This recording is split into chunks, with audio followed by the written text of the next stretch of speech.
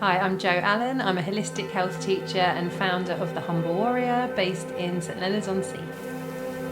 Hello, I'm Heidi and I'm a Reiki healer, teacher, and sound healer.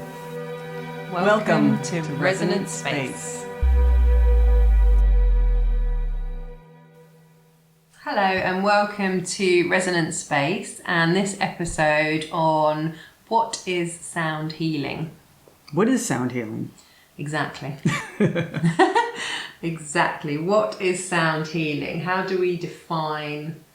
Because sound is a huge topic, but then sound healing is one part of that. So, yes. So if someone's never actually heard of sound healing, we're going to try and explain what it actually is from our point of view. It's the only one we have. Exactly. So how would you sort of start? Like if someone said to you, what is sound healing? I would say, what's sound? Yeah, so to take it back a step. Sound? What would you say sound is? I know what I think it is.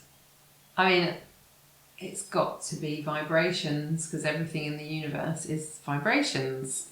And sound is just a way that we process certain vibrations moving through the air, moving through different matter, and how we perceive it in our eardrum is the way I would explain sound. How about you?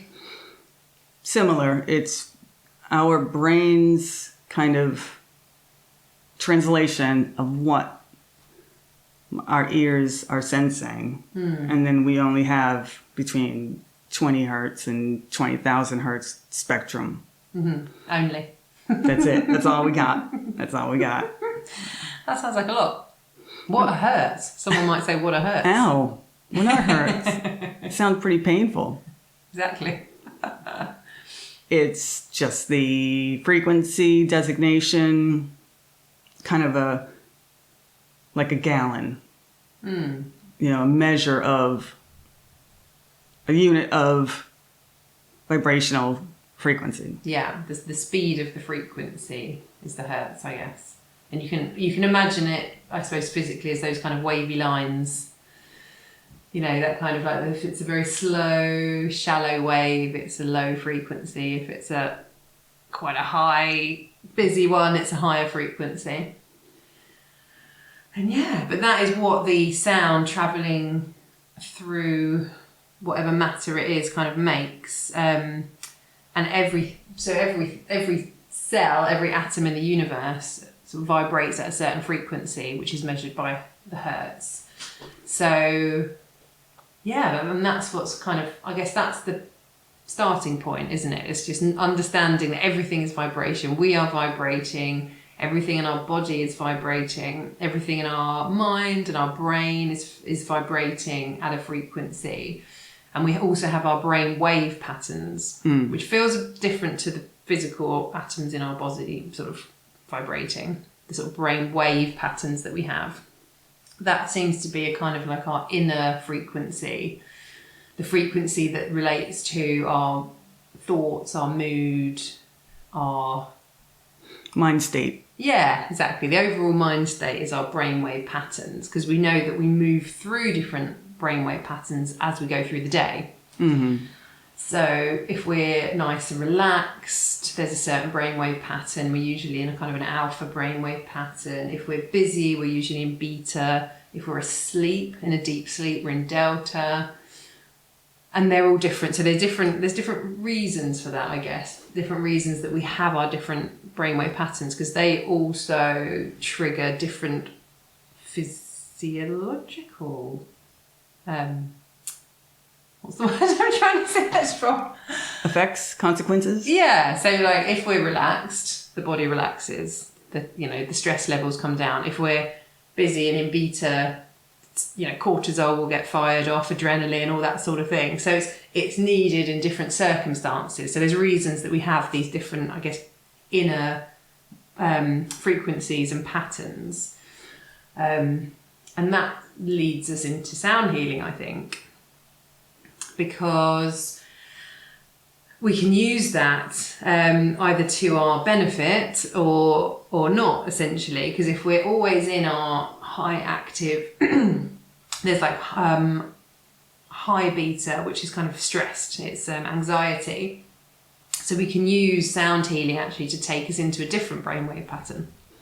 So we'd be using entrainment. Exactly, yeah. So yeah, so I think that's, again, the key of sound healing is entrainment, because I'm trying to think the best way to explain it. So it's the internal brainwave that then comes into contact with an external sound wave, and then they start to move at the same frequency. Mm-hmm. So if we are, I say, high beta and we're stressed, and then we listen to some beautiful mantra music that is a very nice low frequency, our brainwave pattern starts to slow down and starts to move into the same groove. Basically, they start to move at the same time, and then that sends those signals to the body of, now we're calming down, and all those lovely, sort of physical benefits happen as a result. Well, also, sound can be felt as well as heard. Yeah. So, sound, even if we don't hear it, our body hears it. Yes, exactly. It is a physical vibration that moves through every part of the body. So the skin, the bone, the liquid in the body, the organs.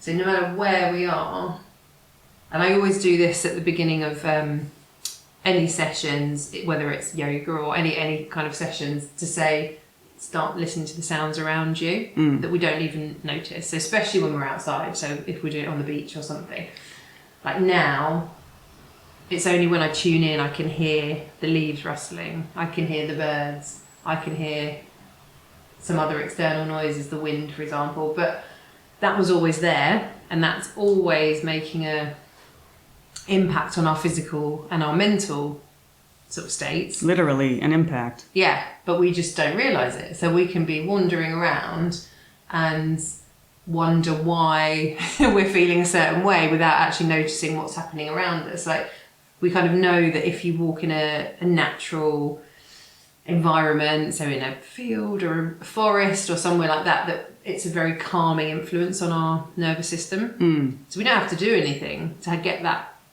calming influence, do we? Just by being in nature, and the sound of it, I think, is a huge part of that. There's the visual element of the beautiful, flowers or nature or whatever we're looking at, but the sound element is probably the biggest part.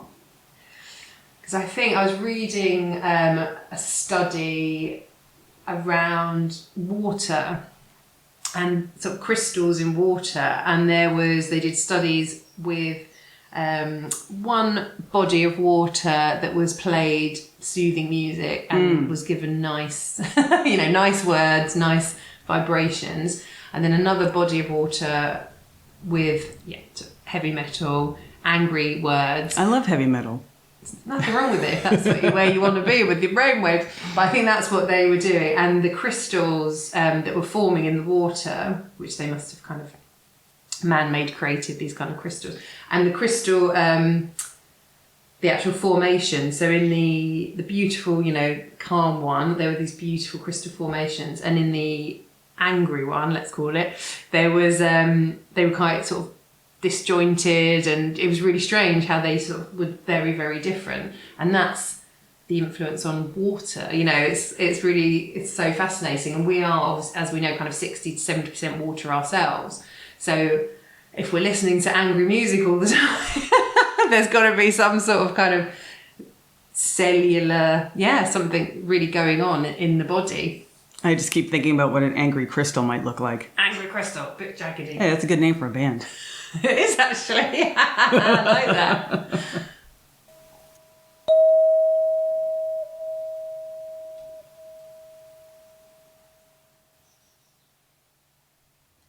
So then there are the different types of sound healing. So I guess it has changed obviously through the ages from original, the origins of sound healing, which they date back about 40,000 years. So like the first instrument recorded was the didgeridoo, I believe. That's what I've that's what I've been told. I'm sure there were before that, but in terms of a played instrument, that was one of the first. And I find it really fascinating how the first person discovered that an instrument could make sound. I find all of it fascinating. I find it fascinating around food as well. Who's the first person that cooked that particular food to find out that it was edible? But it's the same with sound, I suppose. It's like, I wonder if maybe there was the use of tools and the kind of obviously sound is everywhere, so we're talking about an instrument rather than a natural sound. Maybe kind of, I don't know, the use of tools was making a sound and they started discovering a rhythm, and I don't know, it's really fascinating, isn't it? Well, even things like walking and talking can have a music of its own. Yeah. And then get kind of the music side of your brain going, and then someone picks up a couple of rocks and then banging it together, and then someone else starts humming, and then all of a sudden you've got a number one hit. Exactly. And I guess what happens at that point is you realise the sensation in the body from a rhythm. So there's a difference between just a random sound and a rhythm, and that is that it makes you feel a certain way. So there's sort of three different things going on, isn't there? There is kind of like you say that kind of bopping, like, oh, hello, my body's moving. Yes. There's again, that sort of serotonin release. There's like, oh, this feels good. This is making me happy. And then and then you go, oh, but that's to do with the sound. And then I think there's always a community element as well. I think when you go back in ages and look at how sound was used in kind of community and villages, that's where the origins are. I don't think, like now you would probably learn an instrument at home on your own and you would enjoy it. But I think back in those sort of, those times it was enjoyed as a group always, it seems.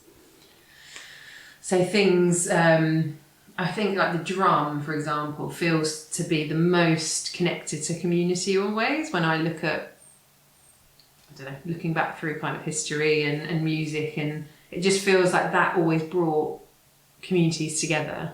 Song, drums, and that kind of like that rhythmic beat. It's got that kind of instinctively ritual feeling to it. It was always ceremonial, wasn't it? That kind of, there was usually drums involved in sort of ceremonial occasions.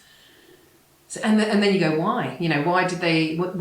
What was that connection? Why did drums suddenly get brought into that? And again, it's got to be that feeling that the drum evokes in your chest, in your body. It's a physical kind of, what it's like when you're, I don't know, sat round with drums or with there is that physical feeling, isn't there? Well, also our brains latch on to patterns. Yes. So any kind of pattern, our brain's like, ooh, what's that? Yeah, exactly. And I find that interesting when I'm doing my sort of sound. I sometimes very much latch onto pattern and then sometimes very much try to make it random, because it sends people in kind of different directions, because that when they're comfortable, because it's like, oh yeah, this is the rhythm, I get it. But then like it kind of takes you out of your comfort zone if it's a bit of a random selection of noises, and I think they're both actually quite important. But yeah, so drums I think are really key to sound healing, because also it's where you feel things in the body as well, and the drum feels very much kind of like lower, feels like really rooting into the earth. It's quite primal, quite in the same way as the didgeridoo. Actually, I find that really interesting. The didgeridoo is a low vibration, and if you think about, so I very often relate them to chakras in the body, and it's either lower vibrations or sort of like higher vibrations, which are more, your sort of third eye up in that sort of region. But that kind of lower drums, didgeridoos. Well, that's what we can actually feel as well. Yeah. So we're more likely to physically experience lower tones like that than we are something higher, even singing. Do you know why that is? It's just how our body reacts to frequencies. Oh. So someone drives by in a car, if they're blasting classical music, you don't get that kind of vibrational reverberation. Like if someone drives by listening to like rap or whatever, you know, it's like there's something about the bass, and everything, and you can feel like the car must be vibrating. And interesting. Because it's earthed, I suppose. There's like a. It does it kind of naturally feel grounding. Yeah. So there's lots of types of instruments that you can use in sound healing, and I think they're all coming from traditions, but they've kind of been filtered through, and you know, some are definitely more popular than others. Obviously, I have my beautiful crystal bowls, and they feel like they're having a trend, a revival. It feels like anyone that's doing sound healing has got crystal bowls, but they're incredible because, you know, they're made of crystal quartz. They are, until you kind of feel that vibration, and the ones that I have, there are obviously different ones, but mine are all connected to the frequency of a different chakra, so you kind of are going to get different sensations in different parts of the body when you're listening to the bowls being played, and they feel more kind of higher, more celestial in terms of kind of a sound. Like, you know, you've got drums that are very earthy, and then those are more, it feels like they're more kind of,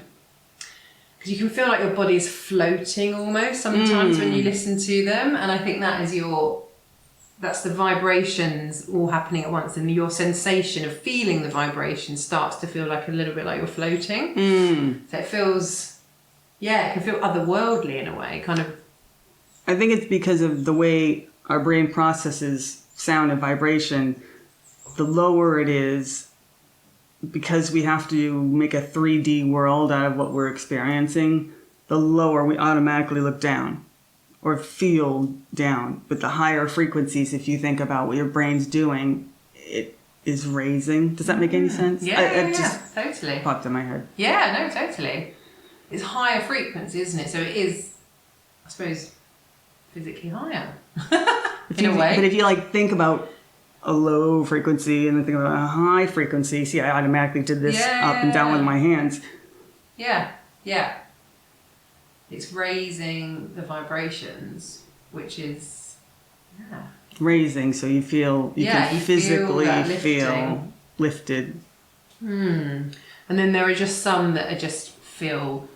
I've got these chimes, so my sort of koshi chimes, and I've got some sonic chimes, and that, because I'm an observer, so when I'm playing, I observe how people react, and they're lying down with their eyes closed, so there's not huge reactions, but I can definitely sense and tell different instruments have different kind of reactions, and I think the chimes, everyone always loves them. It seems like it relaxes. It's like being maybe a child again, that kind of, you know, the sort of like, I don't know if you had music and kind of chimes above cots and that sort of thing, but it's that sort of, and you know, like musical boxes when you were younger, that kind of ding, that very sort of plinky plinky plonky, and I wonder if it's accessing a part of a memory, some of them. Do you think that's why ice cream trucks have that music? Yeah, probably. I mean, that's to evoke a memory, because that's another whole part of sound and music that I find absolutely amazing, is how it can evoke a memory even when your memories are fading. It's music that kind of stays with you. It stays as a kind of a long-term kept memory, and I think they do. It's repetition, I think. It's like an advert. So I feel like that's more marketing than a really lovely... But, you know, like an advert with a jingle, and it's like, oh, you'll hear that jingle and you'll go, oh, yeah, and it'll remind you, and you'll be in a... You know. So I think it's that sort of thing in terms of picking a very clever musical... you know what I mean? Sort of something that will get you that memory going. But I think, with the chimes, I think there is like a bit of a childhood memory attached to it. Because it's just that sort of, I don't know, very gentle sort of plinky, plinky, plinky.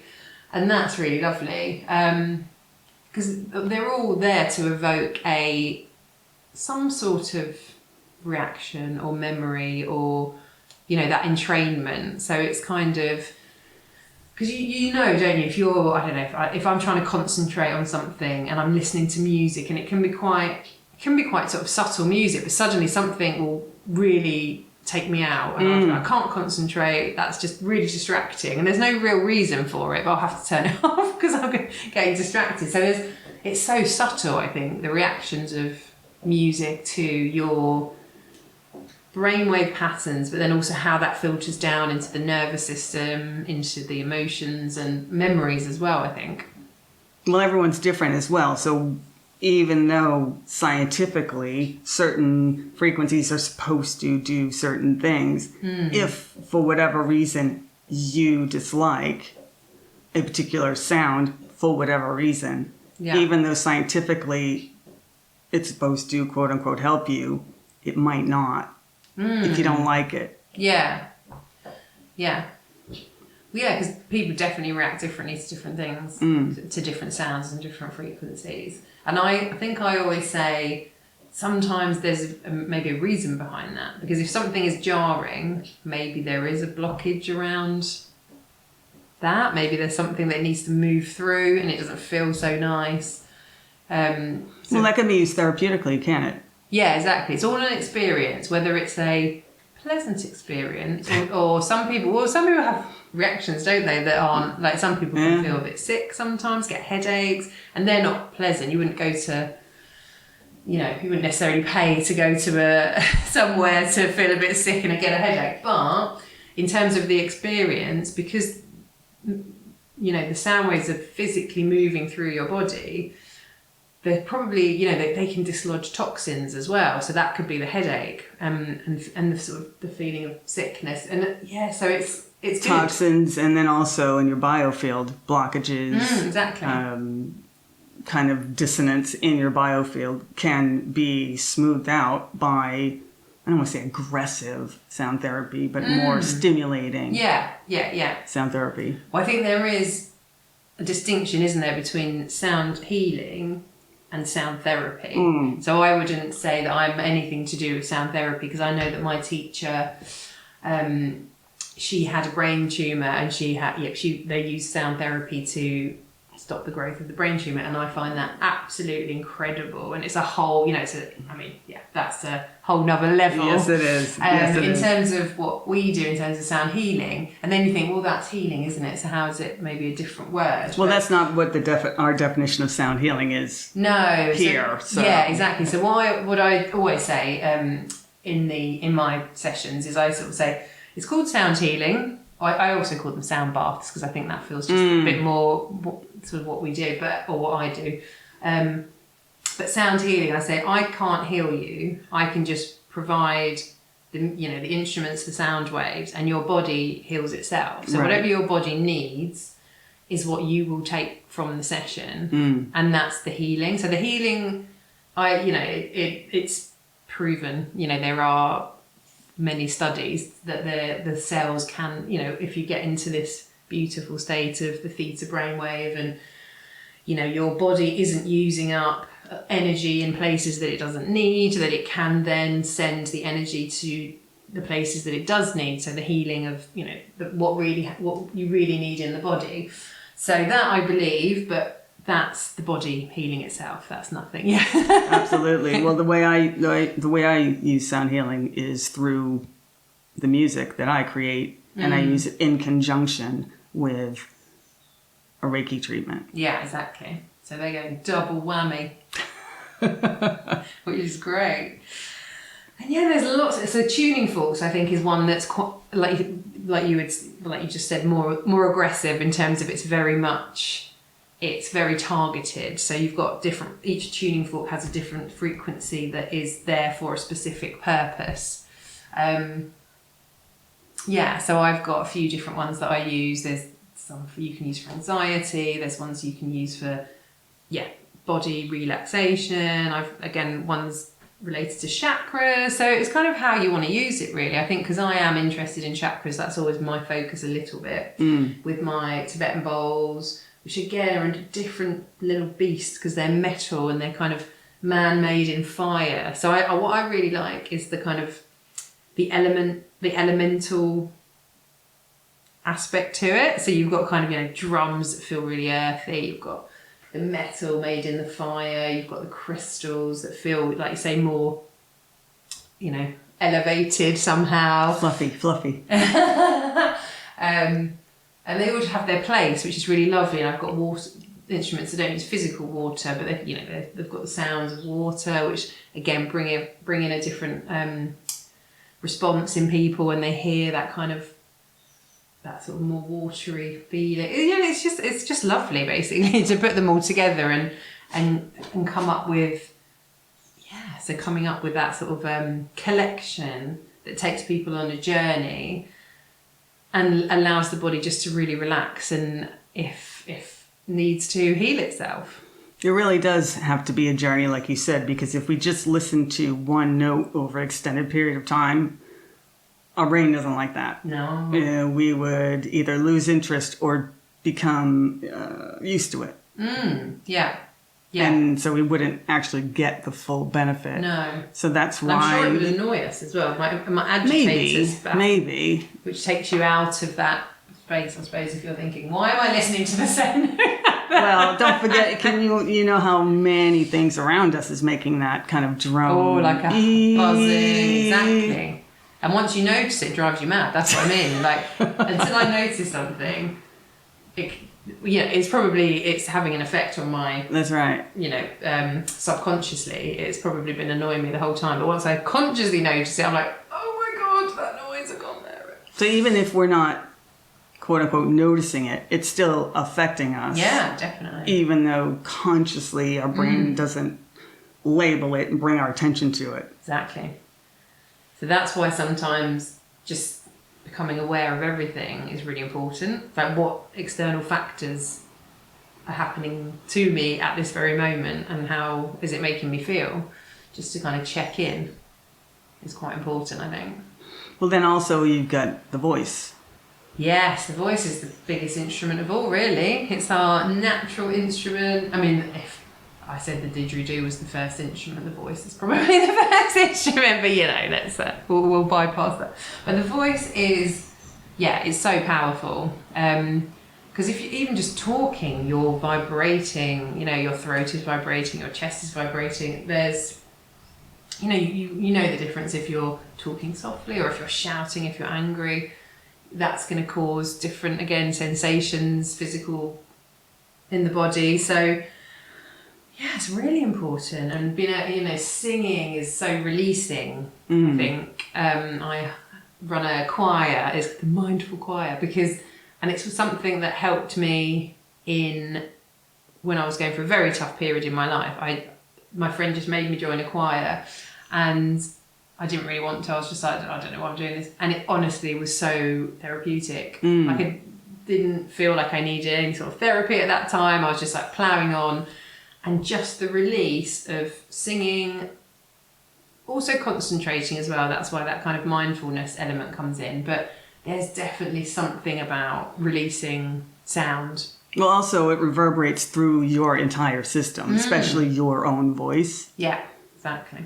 So what you say or sing or shout does have an effect on you, whether you're aware of it or not. And that's why words are so important. Definitely, exactly. And mantras as well. There's so much around mantras and, why do we do them? I think because I love mantras, I think they, you have mantras that have, again, different benefits mentally, emotionally, spiritually. And I think a lot of people go, what even are mantras? Mantras seems just like, a bit of singing. But I just think they're quite powerful. And again, it's ancient practices. So mantras have been passed down from, many, many generations. And there are, so again, going back to the chakras, there are seed mantras, for example. So a word that will resonate with your chakra, release any blockages. So just that really simple kind of repeating or singing a word that's been, again, I don't know who found it out in the first place. How do these things come about? I think they're amazing. Maybe just noticing. Yeah, exactly. I think, people that meditated, maybe introduce chanting a mantra and just noticing the effect, and going, oh, that does this, and then passing it down as a gift, really, for the rest of the sort of generations to use. But I think the voice is very powerful. Well, I'm not a singer, so. No, do you do any chanting or mantra or anything? In my head, yes. I was given a mantra when I had transcendental meditation initiation, if you will. I think I was about 7 years old, and I still remember it, and I still use it. But also, it can help in a very stressful situation. Use small words, sentences like, none of my business, not my problem. None of my business, not, and you just do it over and over and over again. And if that reminds you of a certain thing you're supposed to remember, like, don't let yourself get sucked into what's going on over there, then it can work just as well as a quote-unquote official designated mantra. Yeah. Well, anything can be a mantra, I think. And I think sometimes the power of using Sanskrit mantras and things like that is that you don't know the meaning necessarily. Like, because you don't attach yourself to the... I mean, usually I will explain this is a mantra for this, but it kind of goes once you're repeating it, you're not thinking about it in the same way that you would as an English phrase. Is that kind of like when you say the same word over and over and over again, it starts to sound like nothing? Yeah, exactly. But you're just taking the vibration and the magic, I guess. That's why I quite like using mantras that, because I think both work really well, and I think it depends what the outcome you're hoping for.